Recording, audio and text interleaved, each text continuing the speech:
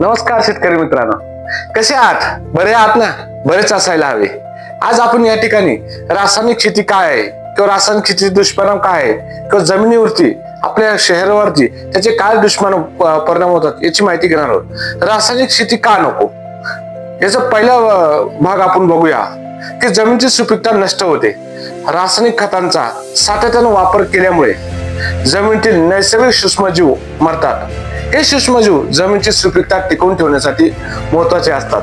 त्यांच्याशिवाय जमिनीत सेंद्रिय घटकांचे विघटन होत नाही, ज्यामुळे पीक वाढ चांगली होत नाही आणि जमिनीत पोषण तत्वाची कमतरता भासते. काही वर्षानंतर जमीन ही नापीक होण्याची शक्यताही वाढत चालली आहे, म्हणजे नापीक होतच चाललेली आहे. दुसरा भाग, पाण्याचे प्रदूषण आणि आरोग्य धोके. रासायनिक खतामधील घटक जमिनीतून झिरपून भूजलात मिसळतात.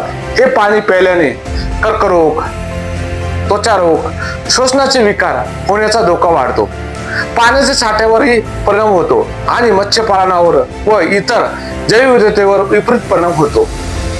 शेतकऱ्यांचा व त्यांच्या कुटुंबाचाही आरोग्यही धोक्यात येते.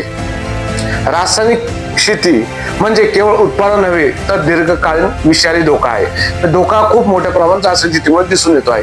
खर्च वाढतोय, नफा कमी होतोय. रासायनिक खत, कीटकनाशके आणि बियांची किंमत दिवसेंदिवस वाढत चाललेली आहे.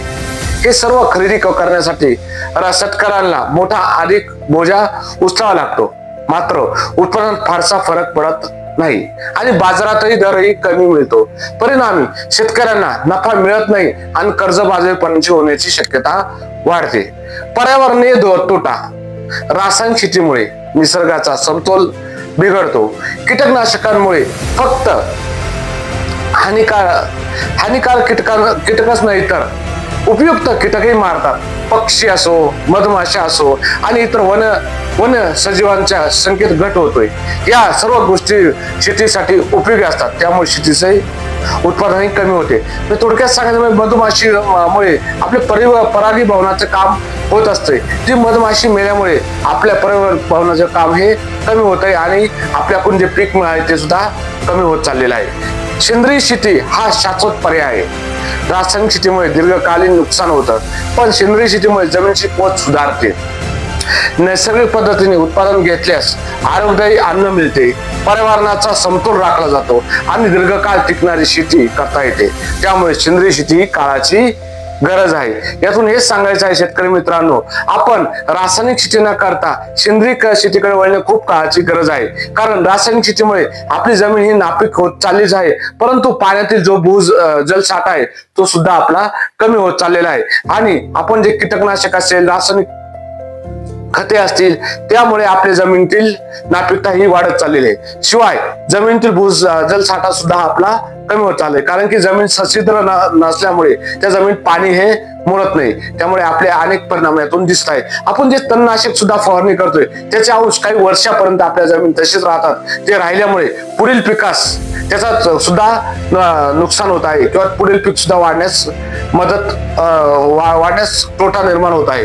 शिवाय आपण जे निंदणी करत होतो, निंदणी केल्यामुळे काय होतं, जमिनीची भुसभुशीतपणा म्हणजे सशिद्रीकरण होत होतं. त्या सशिद्रीकरण झाल्यामुळे आपल्याला जमिनीतील जे पिकं होते, पिकांच्या मुळांना ऑक्सिजन मिळत होतं आणि झाडं असे 2 दिवसांनी असे बहरलेले दिसून येत होते.